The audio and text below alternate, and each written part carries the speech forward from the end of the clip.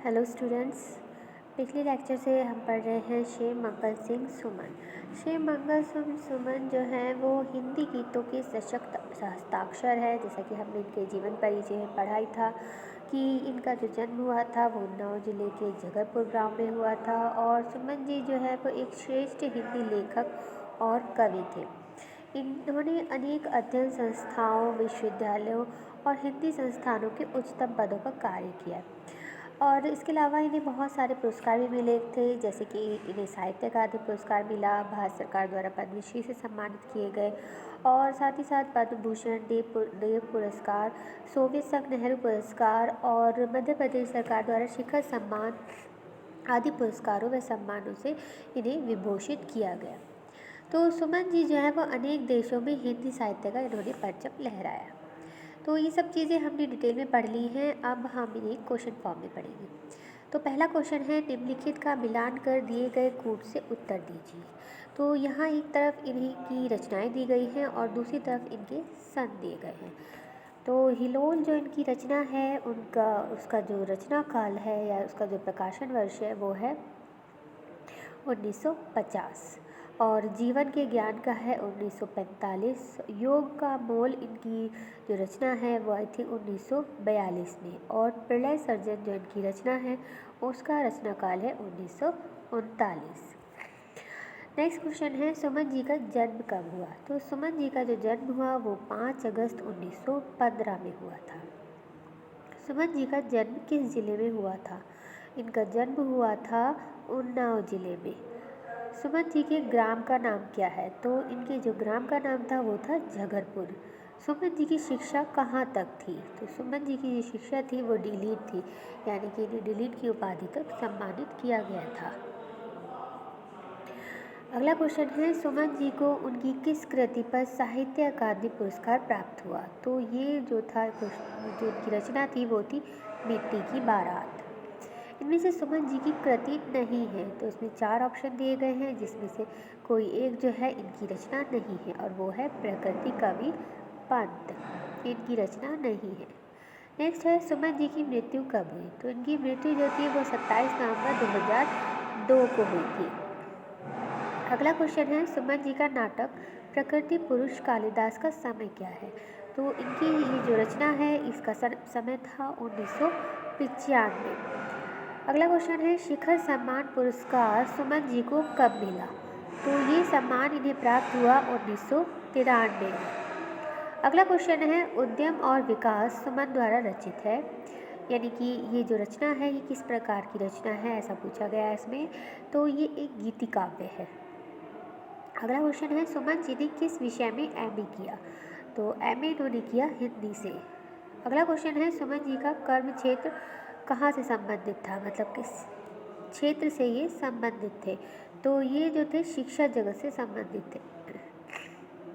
अगला क्वेश्चन है, सुमन जी प्राचार्य रहे, मतलब ये किस कॉलेज के प्राचार्य रहे। तो ये थे माधव महाविद्यालय उज्जैन में ये प्राचार्य पद पर कार्यरत रहे। अगला क्वेश्चन है, आंखों पर पट्टी बांधकर सुमन जी को किसके सम्मुख लाया गया। तो इसमें इनके जीवन में एक घटना घटी थी जिसमें इन्हें चंद्रशेखर आज़ाद के लिए कार्य करने का सौभाग्य मिला था। इसीलिए उसी घटना का यहाँ पर जिक्र होते हुए पूछा गया है कि किसके सम्मुख लाया गया था। तो वो थे चंद्रशेखर आज़ाद। अगला क्वेश्चन है, चंद्रशेखर आज़ाद ने सुमन जी से क्या दिल्ली ले जाने के लिए कहा। तो यहाँ पर इन्हें जो कार्य सौंपा गया था वो ये था कि इन्हें दिल्ली ले जाने के लिए एक रिवॉल्वर दी गई थी कि जो इन्हें दिल्ली तक पहुँचानी थी। अगला क्वेश्चन है, मैं विद्वान नहीं बन पाया, विद्वता की देहरी भर छुपाया हूँ, ये स्वीकारोक्ति किसकी है। तो ये स्वीकारोक्ति जो है वो शिव मंगल सिंह सुमन की ही है। कौन सी काव्य कृति पहले प्रकाशित हुई। मतलब जो चारों ऑप्शन दिए गए हैं इसमें से पूछा गया है कि कौन सी काव्य कृति जो है वो पहले प्रकाशित हुई। तो वो है हिलोल। सुमन जी की आलोचना विधा की कृति कौन सी है। तो उन्होंने जो आलोचना विधा में रचना की थी वो थी महादेवी की काव्य साधना और गीति काव्य। अगला क्वेश्चन है, सुमन जी की नाट्य कृति कौन सी है। तो उनकी जो नाट्य कृति है वो है प्रकृति पुरुष कालिदास। नेक्स्ट क्वेश्चन है, साहित्य अकादमी पुरस्कार सुमन जी को किस कृति पर दिया गया। तो साहित्य अकादमी पुरस्कार, जैसे कि हमने पीछे पढ़ा, ये मिट्टी की बारात के लिए इन्हें मिला था।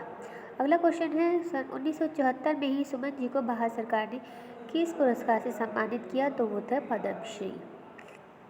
अगला क्वेश्चन है, विश्वविद्यालय शिव मंगल सिंह सुमन द्वारा रचित उद्यम और विकास की जो रचना है ये किस विधा से संबंधित है? तो ये जो रचना है ये है एक गीति काव्य।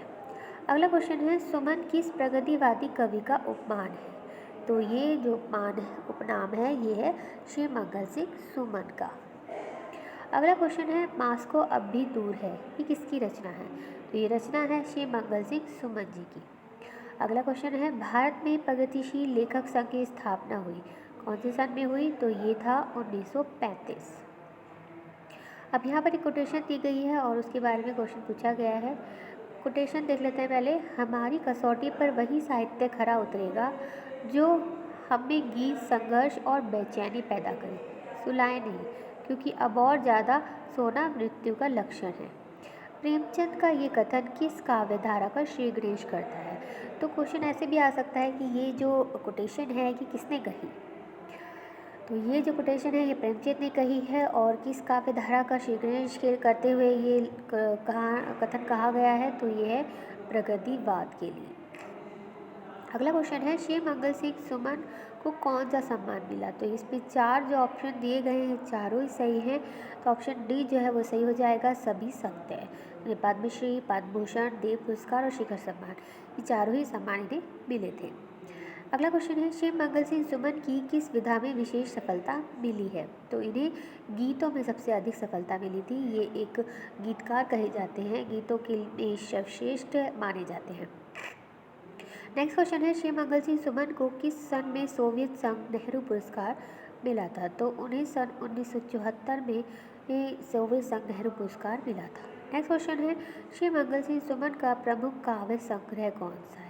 तो उनका जो प्रमुख काव्य संग्रह है वो ये तीनों ही हैं, यानी कि हिलोल, प्रलय सृजन, विश्व बदलता ही गया, ये तीनों जो हैं इनके काव्य संग्रह हैं। अगला क्वेश्चन है, सुमन जी की कौन सी रचना नाटक है? तो इनकी जो रचना नाटक है वो है प्रकृति पुरुष कालिदास।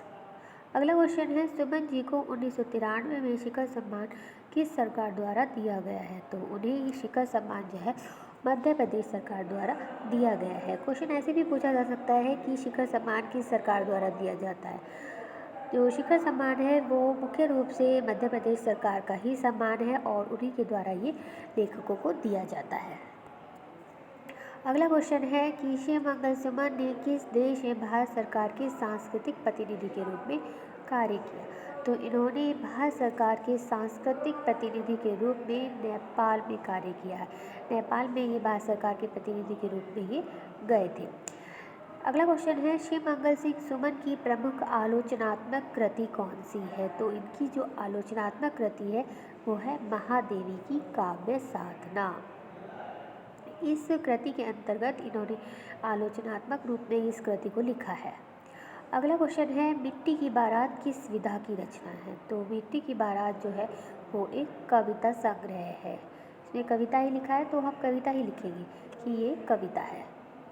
अगला क्वेश्चन है, सुमन जी की कविता का मूल स्वर क्या है? तो सुमन जी की जो कविता है उसका मूल स्वर है साम्राज्यवाद का विरोध, यानी कि वो साम्राज्यवाद के घोर विरोधी थे और इसी को इन्होंने अपनी कविता के माध्यम से बताया भी है। नेक्स्ट है, सुमन जी किन 2 विचारकों से अधिक प्रभावित थे? तो सुमन जी जो मुख्य रूप से 2 मुख्य विचारकों से बहुत ज़्यादा प्रभावित थे वो थे गांधी और मार्क्स। तो और इनके जीवन पर बहुत अधिक प्रभाव भी पड़ा, जिसका पूरी तरह से इनकी कविता में जो प्रभाव है वो हमें दिखाई देता है। अगला क्वेश्चन है, सुमन जी ने किस भाषा में रचना की? तो सुमन जी की जो भाषा है वो थी बुंदेली। बुंदेली के अंतर्गत इन्होंने काव्य भाषा की है।